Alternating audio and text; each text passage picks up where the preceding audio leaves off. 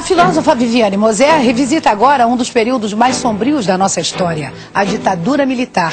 E lança uma pergunta: de que maneira as relações de poder deixam marcas no nosso dia a dia?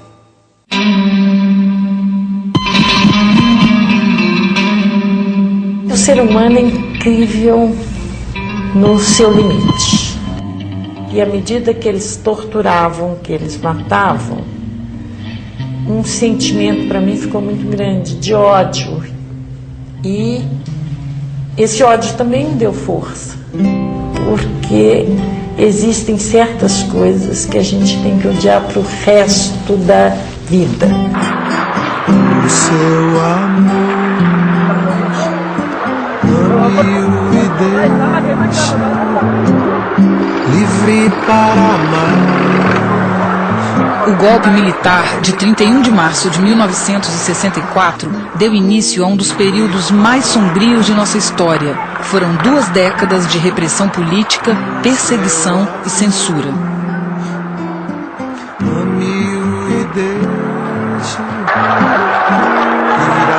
Muitos movimentos de resistência atuaram contra o novo regime.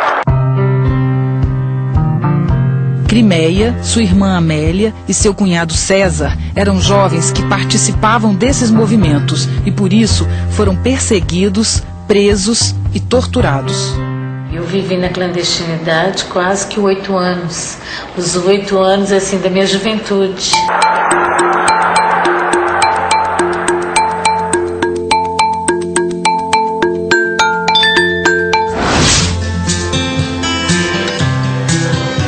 Sabia que nós estávamos sendo vítimas de uma injustiça, que era um poder muito mais forte do que nós que estava fazendo isso. Mas o que é o poder? Poder? Decisão, né? É poder decidir alguma coisa em nome de outras pessoas, acho que é isso. Para o filósofo francês Michel Foucault, o poder não é uma coisa, nem uma propriedade. Ele não está localizado somente no governo ou no Estado. Se utilizarmos a distribuição de energia elétrica como exemplo, não podemos identificar o poder somente com esta estação central, mas principalmente com os fios que chegam a todos os lugares e atingem todas as pessoas. O poder é uma rede de relacionamentos, de relações. Isso quer dizer que em todos os lugares, em todas as classes sociais, há sempre relações de poder, mesmo que não pareça. O poder está em tudo, né? Mas como ele se manifesta? Associamos o poder à punição, ao castigo. Até o fim do século XVIII, era comum o poder ser exercido por meio da força física, da dor. Era o que acontecia no ritual do suplício. Uma cerimônia pública em que um criminoso era torturado até a morte. Mais do que uma reparação moral, o suplício era uma prova de força, a manifestação do poder político do rei. Foi o que aconteceu aqui no Brasil com Tiradentes. O líder da Inconfidência Mineira foi enforcado e esquartejado para servir de exemplo aos que ousassem desafiar a coroa. Com o tempo, o hábito de punir publicamente deixou de ser viável. Nasce a prisão, como uma forma de humanizar os castigos, mas que serviu apenas para levar o suplício para longe dos olhos da sociedade. Lembro quando a gente entrou na 36ª delegacia e lembro de quando a gente entrou num corredor muito escuro e no fundo, tinha uma cela muito escura onde meus pais estavam e eles estavam assim totalmente estáticos, né? Não conseguiam se mexer.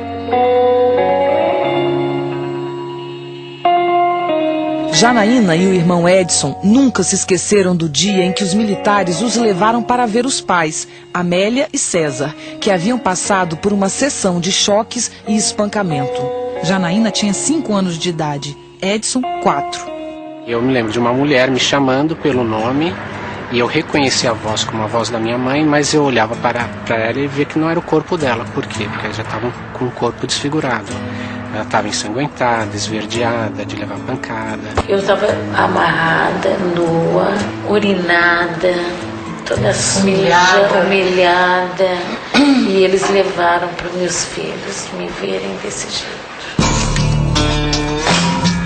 Para entender a dinâmica do poder, Michel Foucault resolveu estudar as prisões. Porque nas prisões, o poder não se esconde, não se mascara cinicamente. Ao contrário, pode se manifestar em seu estado bruto, em suas formas mais excessivas. Aqui, ele encontra sua inteira justificativa como um poder moral. Em nome do bem e da ordem, é permitido punir. Mas qual o limite do direito legítimo de punir? Era espancamento, era choque elétrico nas mãos e nos pés. Crimeia, presa por envolvimento com a luta armada, mesmo grávida de 8 meses, não foi poupada.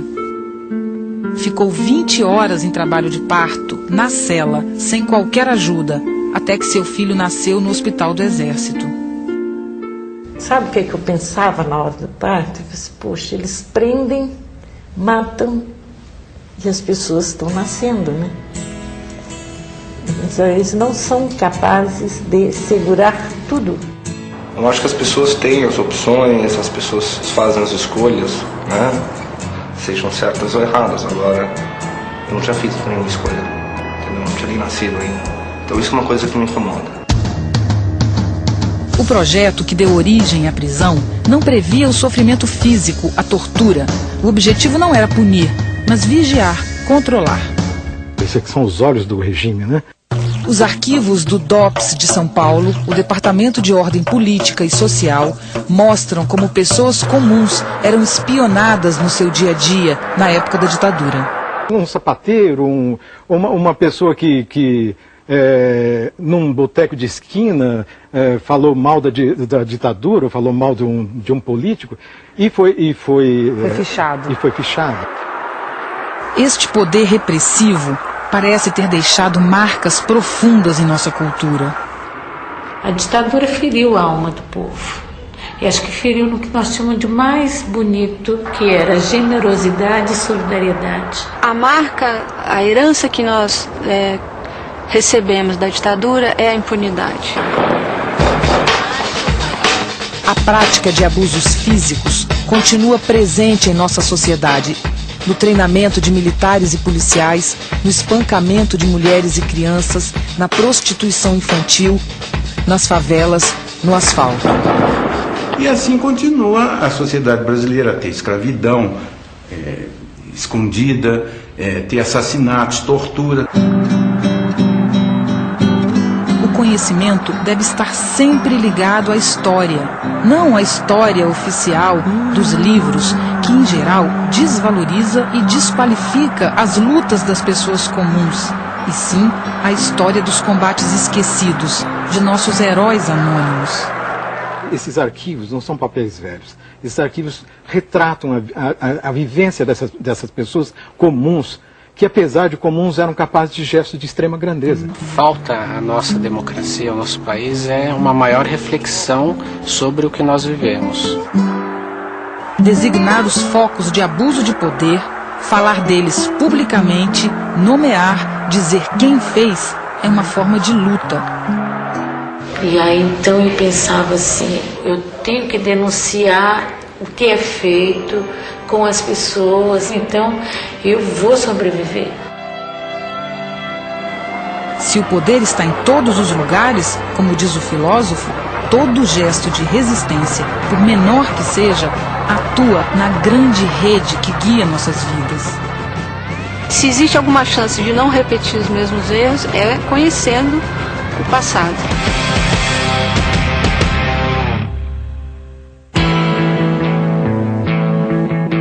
O que é mais eficaz, vigiar ou punir? O que isso tudo tem a ver com Big Brother? A discussão continua domingo que vem para mostrar como a vigilância pode ser um tipo de poder mais forte do que a tortura. Até lá!